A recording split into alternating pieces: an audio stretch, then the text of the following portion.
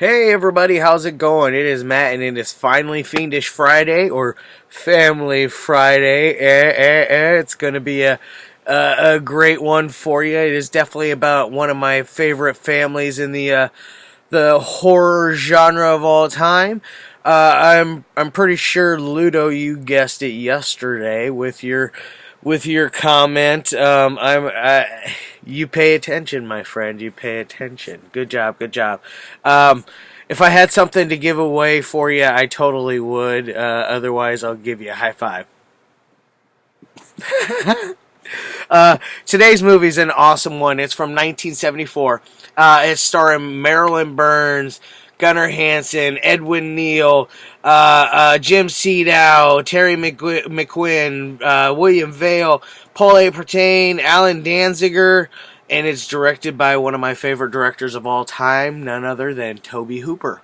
And this is the Texas Chainsaw Massacre. Yes, this is the Black Maria edition right here, folks. This I just recently acquired. I am very, very, very happy to have. It's very cool. You can pull it out here and you can extend your truck. You open it up here, and inside here you got yourself one packaged bloody apron that has the Texas Chainsaw Massacre logo on it, I believe, or something like that. It says it's got stuff here on the bottom. Get that back in there. And you got yourself your handy dandy Blu-ray, which is a very stacked edition. It is a Blu-ray DVD combo, by the way. You get your first disc is your Blu-ray, and that is the full feature. Your second disc of the Blu-rays is your special features. Third disc is the DVD feature with the DVD special features. And then this extra fifth disc is a DVD as well. That is all special features. And it does come with this very, very cool, it's a small poster, but it's very cool. I would like to get this one framed and put up because I love this film so much. It is my favorite film of all time. There is no doubt about it. So, yes, I love this poster. I love this artwork. It's very, very cool. I know that the German Blu-ray release has that artwork. I'd like to snatch up a copy of it, but to get it here in the States, they want ridiculous money for it, and I'm not gonna pay like $40 for a Blu-ray. That's not worth that, you know. Something that you could buy overseas for a third of that cost. Which I love that artwork right there with Leatherface in the rear view mirror of the Black Maria. Yes, that's what this is called. Is the Black Maria box set. This is, oh, by the way, that's on here. It tells you exactly. Let me frame that up for you guys. There you go. That tells you exactly everything that is on this DVD collection here. As far as reversible cover art, there is no reversible cover art, which I'm sure all of you knew that at this moment. Most of the stuff that you get mainstream doesn't have reversible artwork unless you're working with somebody like a Scream Factory or something like that. Let me adjust that camera there a little bit. Now, onto the film. What is it about? It is about it's about a family who is uprooted from their day-to-day lives by this band of traveling hippies that come in, and they not only do they trespass onto this family's property, but they go in there and they destroy stuff because in the process, because they have an invalid. One of the people in the family is a invalid and is on the spectrum. So you're kind of like messing with him coming in on his territory there. So this family is a little upset. The first person to meet this family is no, let me start it off the right way. It's about a girl named Sally Hardesty and her brother Franklin. Sally's boyfriend and her friend and his boyfriend, her boyfriend. So it's two couples and a fifth wheel with Franklin, the brother that's in the. He's the invalid. He's in a paraplegic. He cannot walk. He's in a wheelchair.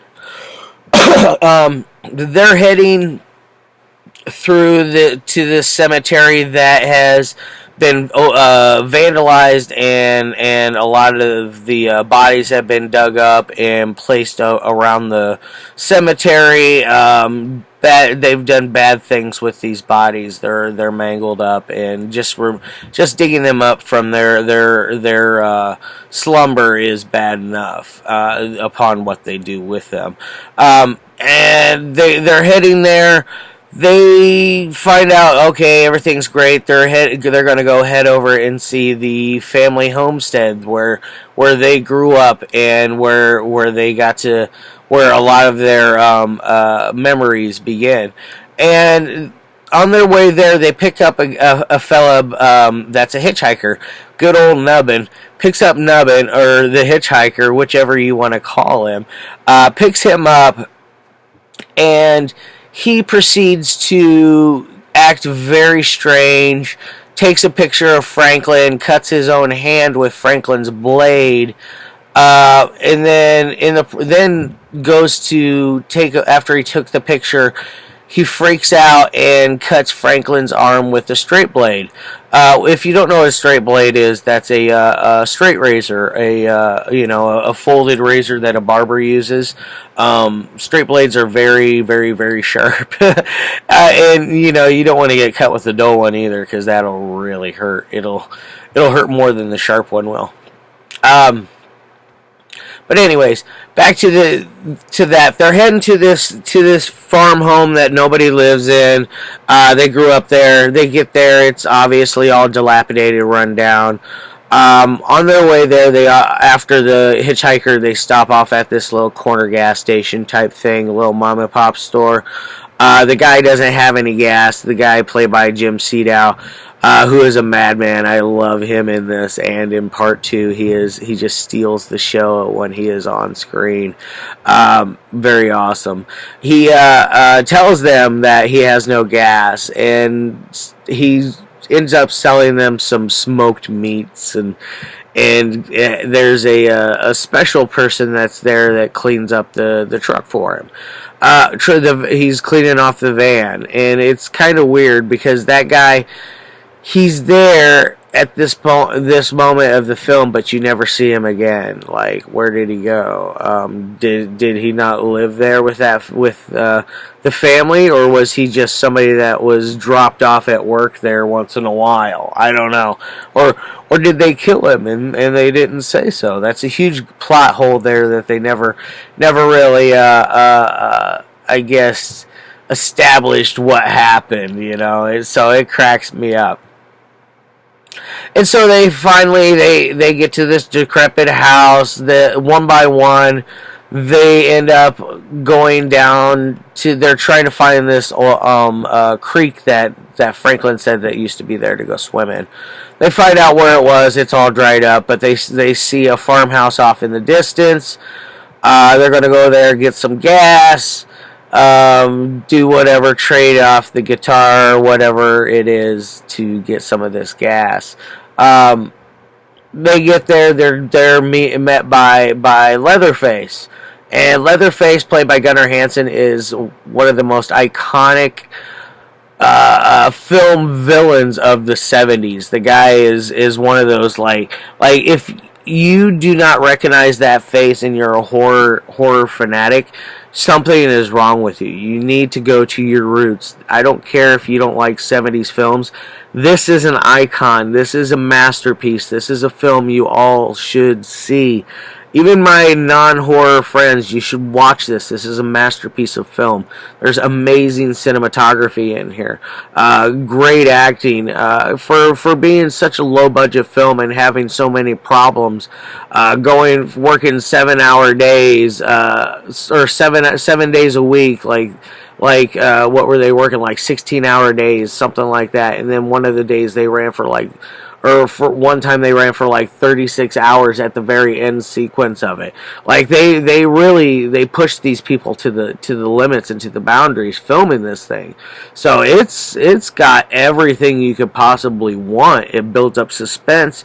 Like I said, it's got great acting. The storyline is top notch. It's based off of a guy named Edwin, who the Butcher of Plainsfield. I did a review of the movie Deranged not that long ago, like a couple weeks ago, I believe. And he was the basis off of for a lot of films, and he was a grave robber. He would go and dig up bodies, and he would skin them, and he would wear dead skin masks. Like, he would wear their faces over his. He would wear a whole bodysuit of their flesh. He would cut out bones and make lampshades out of skin, and use bones for furniture, and tops of skulls for bowls and things of this nature. And that was some attention to detail that the filmmakers did do in this as well.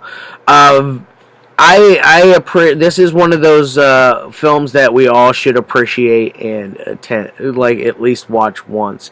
I want to see. This is one I would adore to see on the big screen. I would probably give almost anything to do that, because it's such an amazing film that I think it would be great to see on there.